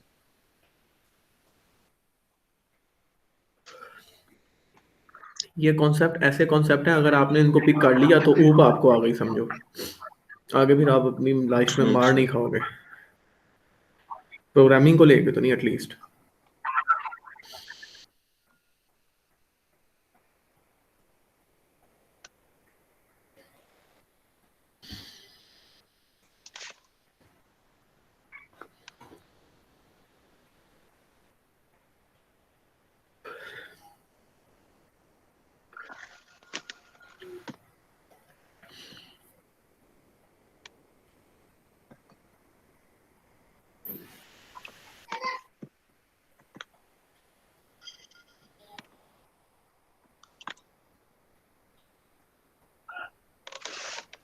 एरर देखो क्या लिखा है, सेमीकोलन को आपका ना सिंटैक्स एरर है। इसको फाइंड करो किधर है। लाइन नंबर 1 पे कहीं शायद कह रहा है, हो गया नहीं।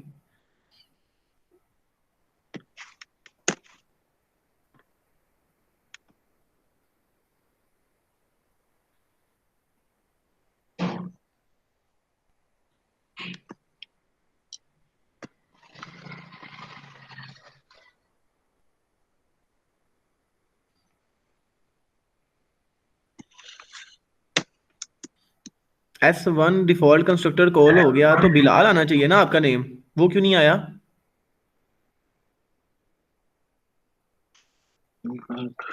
S1 डॉट गेट आईडी जब आप कर रहे हो तो यस आईडी आना सर। चाहिए आपके पास। देखो जरा क्या लॉजिक में गलती है, ऊपर करो। आपने किया इंट गेट आईडी, रुको जरा, आपकी आईडी आ गई और डिफॉल्ट कंस्ट्रक्टर में आपने आपका आईडी इक्वल टू 1, वो 01 हो गया 100 और गेट आईडी में रिटर्न कर रहा है। नीचे आओ जरा। अच्छा ये स्टूडेंट, एक सेकंड, ये student int student gate ID, अच्छा अच्छा ठीक है, वो बिलोंग करता है क्लास स्टूडेंट से। तो आपने S1 बनाया, S1 डॉट गेट नेम में क्या हो रहा है? गेट नेम क्यों बनाया आपने? सर वो उसका गेट नेम का फंक्शन के लिए। अच्छा वो रिटर्न कर रहा है, नेम को रिटर्न कर रहा है। यस सर, वो नेम रिटर्न करने के लिए। ओके ओके, सो सी आउट आपने किया S1 dot get name. Gate name. Yes name sir. देखो क्या आपने किया, नेम इक्वल टू बिलाल, और बिलाल। ऊपर ऊपर आओ। नेम डिफाइन किस तरह किया हुआ आपने? स्ट्रिंग नेम, और उसके बाद पब्लिक में स्टूडेंट है, इंट गेट आईडी और स्ट्रिंग गेट नेम का फंक्शन आपका आ गया।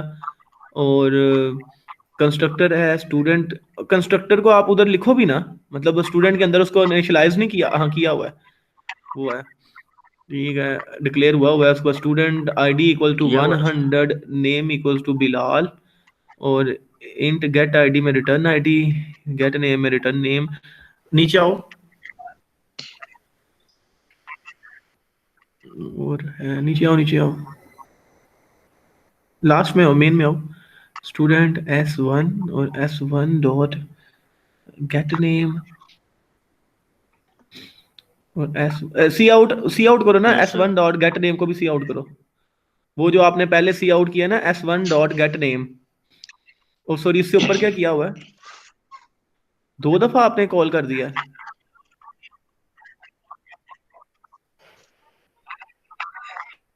और ये Yes, sir. देखो जरा, इसको भी करना। नहीं मैं ये कह रहा हूँ 2 दफा आपने नेम कॉल क्यों की है? सर इधर सिर्फ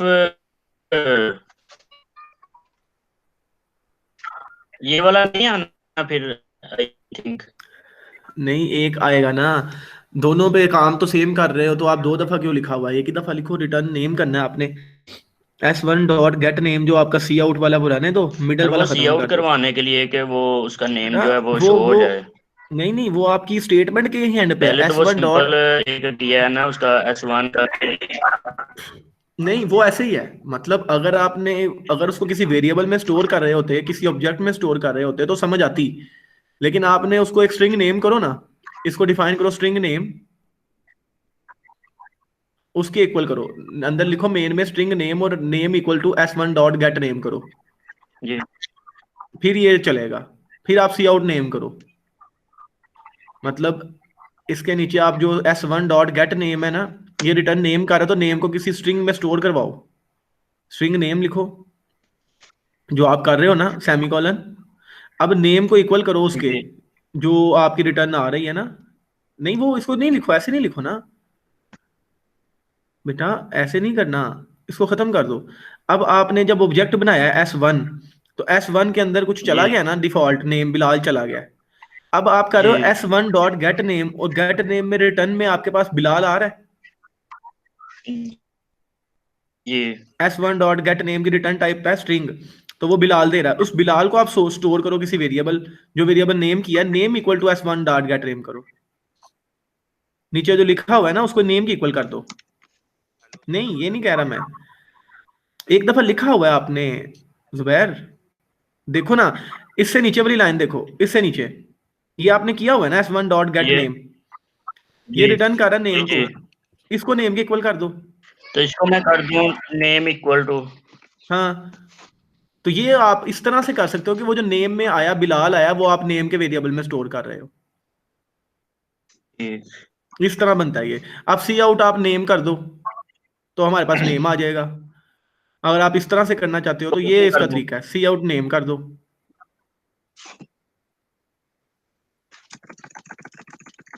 S1 नहीं, अब सिर्फ नेम करो। देखो इसको प्रिंट करके, क्या नेम की वैल्यू आपके पास उस नेम में आ गई है? नहीं है। ये क्यों ऐसे एरर क्या है? डाटा डेस्कटॉप, मुझे ना ये कोड आप शेयर करो अपने क्लासरूम में।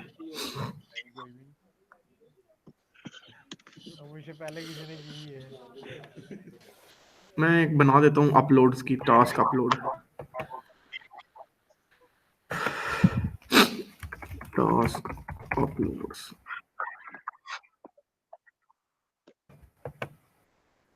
इसको अपलोड करो जरा, मैं देखता हूँ ये क्यों ऐसे है। टास्क अपलोड से देखो फाइल बनी हुई है एक।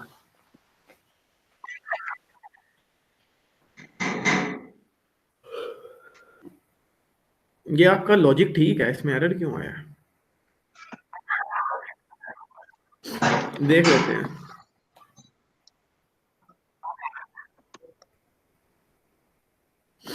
ये सर चेक कर लें आप। ओके, टर्न इन कर दिया। Yes sir.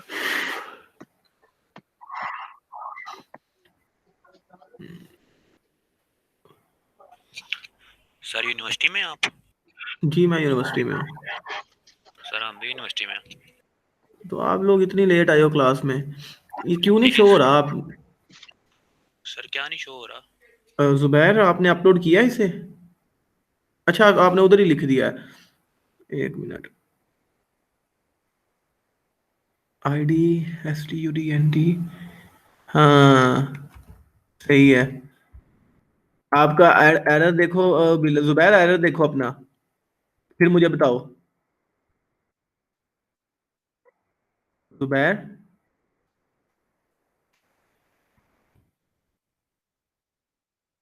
जुबैर सर शायद डिस्कनेक्ट हो गया। आई थिंक वो डिस्कनेक्ट हो गया। Yes yes sir, yes sir. आप अपने वो माइक कंस्ट्रक्टर का ऑफ था नेम, मेरा। अपने कंस्ट्रक्टर का नेम देखो, वो आपने स्टूडेंट जो है वो स्मॉल में एस लिखा हुआ है, वो आपका एरर है। जी सर। क्योंकि सेम क्लास का नेम होना चाहिए, आपने उसको तो एक ठीक नया नेम दे दिया था, वो एरर है आपका। मैंने कोड देखते ही ठीक। मुझे आइडिया हो गया था। चलो आप उसको अब दोबारा से प्रेजेंट करो, देखो।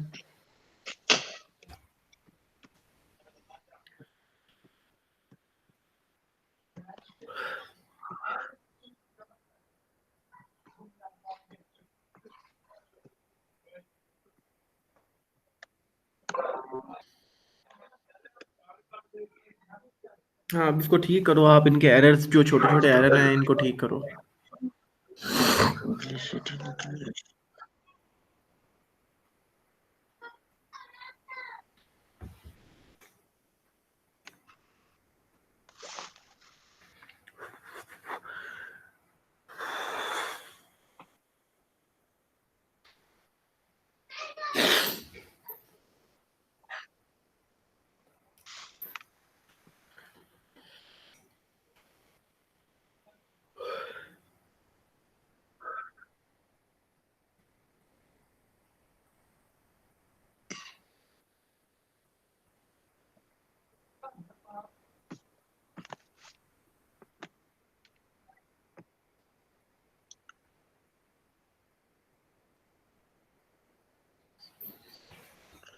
सर ये अभी यहाँ पे क्या एरर दे रहा है?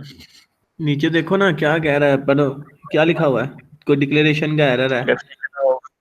इम्प्लिसिट पब्लिक के डिक्लेयर। अंदर देखो आपका स्टूडेंट अभी भी स्टूडेंट स्मॉल में है, अपनी डिक्लेरेशन में देखो ये। हाँ यस सर।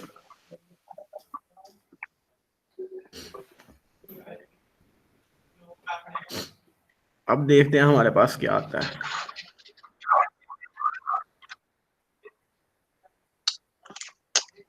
आ गया? बिलाल आ गया अब सर। ओके, सो इसका मतलब sir. अभी कॉपी कंस्ट्रक्टर को इम्प्लीमेंट करो। अब अभी तो आपने सिंपल कर दिया ना ऑब्जेक्ट वाला, अब कॉपी कंस्ट्रक्टर इम्प्लीमेंट करो। यस क्या सर। आप चाह रहे हो कि एक नया ऑब्जेक्ट बनाओ और उस ऑब्जेक्ट को इक्वल कर दो प्रीवियस वाले के। अब कॉपी कंस्ट्रक्टर की इम्प्लीमेंटेशन करो कि अब पैरामीटर में आपने क्या पास करना है, कोई S1। अब आप नया ऑब्जेक्ट बनाओगे ना जब, तो उसको S1 का पैरामीटर पास करोगे, तो इसकी डेफिनेशन करनी पड़ेगी आपको।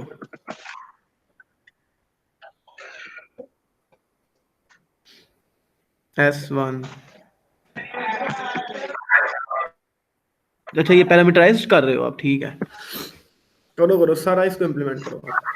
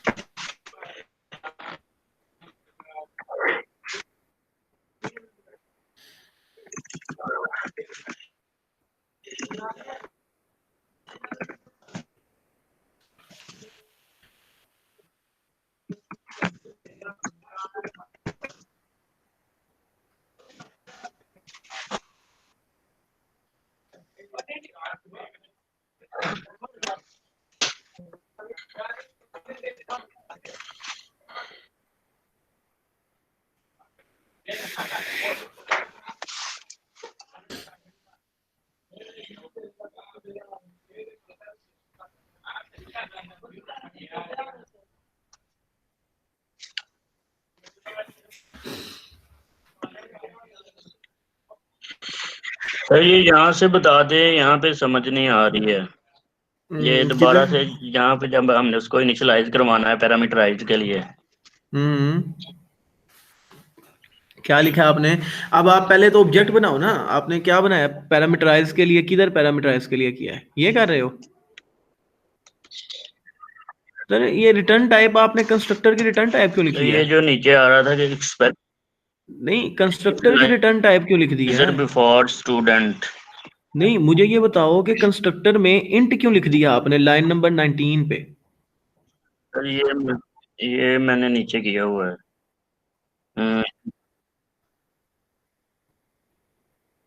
कहाँ पे सर?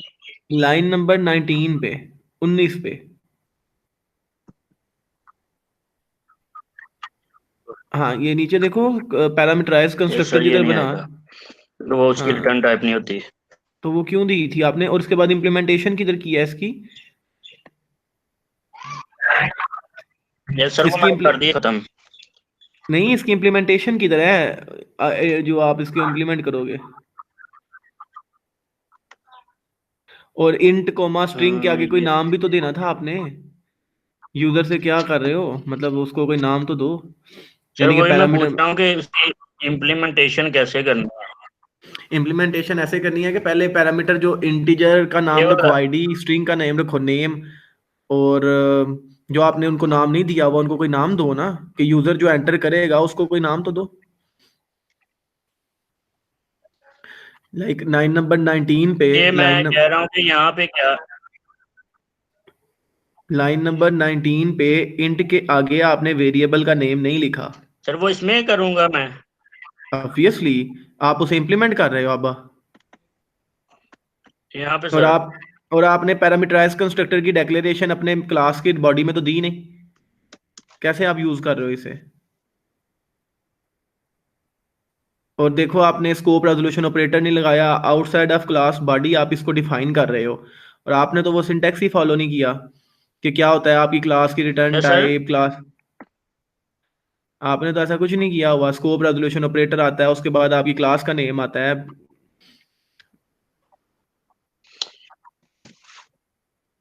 सर ऐसे आएगा। ये क्या लिखा आपने स्टूडेंट, हाँ। अब इंट आईडी स्ट्रिंग नेम और इस तरह से यूजर नेम को उसके दो ब्रैकेट्स क्यों लगा दी इतनी ज्यादा, उसकी तो खत्म कर दो ये वाली। हाँ अब ठीक है। अब यहाँ पे आप लिखो इसका name equal ID equal to जो भी आईडी है, नेम इक्वल टू जो भी नेम है, और अपने क्लास की बॉडी की जब आपने अंदर लिखना है उसकी डिक्लेरेशन दो, पैरामीटराइज की डिक्लेरेशन दो। आपकी स्क्रीन ऑफ हो गई है।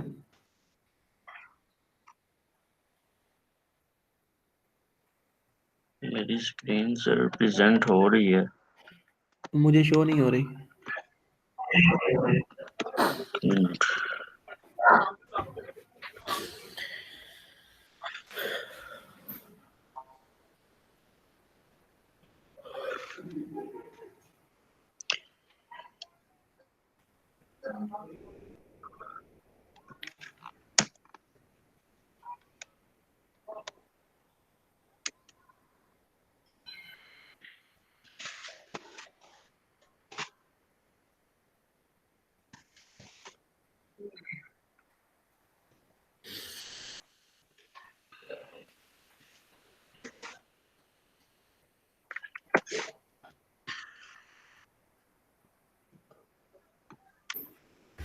ये क्या किया हुआ है, ये इतना कॉम्प्लेक्स कर दिया है। अच्छा स्ट्रिंग वो नेम शेम, अच्छा ठीक है ठीक है। अभी इसकी आपने इम्प्लीमेंटेशन दी हुई है डिक्लेरेशन मेन के अंदर अपनी क्लास के अंदर दी हुई है, ये दिखाओ यस सर। कहाँ पे है। ये मैं स्टूडेंट यहाँ पे किया हुआ। नहीं, क्लास के अंदर दिखाओ, ऊपर ऊपर क्लास के अंदर डिक्लेयर किया है इसे कि आपने उसको बाहर यूज करना है स्कोप रेजोल्यूशन ऑपरेटर से, क्लास के नो अंदर सर दिखाओ। हाँ यहाँ पे यहाँ पे दिखाओ नहीं मुझे। किया। क्यों इधर क्यों नहीं किया, इधर तो करोगे तो बाहर यूज करोगे ना, इसके बगैर तो आप सर यूज यहाँ नहीं पे कर कैसे सकते। करेंगे। इधर क्लास का नेम उसके अंदर उसके नंबर ऑफ यहाँ पे सर पैरामीटर्स, कैसे करेंगे। सिंपल क्लास का नेम उसके नंबर ऑफ पैरामीटर्स, क्लास का नेम और ओवर राइडिंग है तो उसके नंबर ऑफ पैरामीटर्स दे दो जो उनसे है, कौन सा एक स्ट्रिंग है और एक इंट है, इंट कॉमा स्ट्रिंग। अगर आपने उसको नेम देना तो कोई नेम भी दे दो, अदरवाइज ऐसे ठीक है सेमीकोलन। अब चलाओ।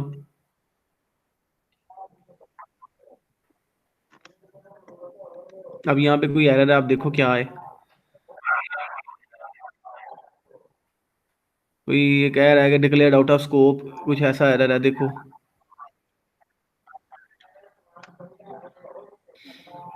सिंटैक्स एरर देखो या क्या मसला है इसको देखो।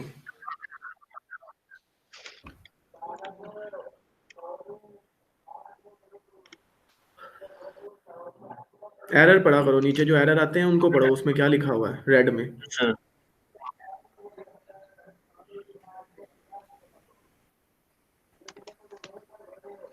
S2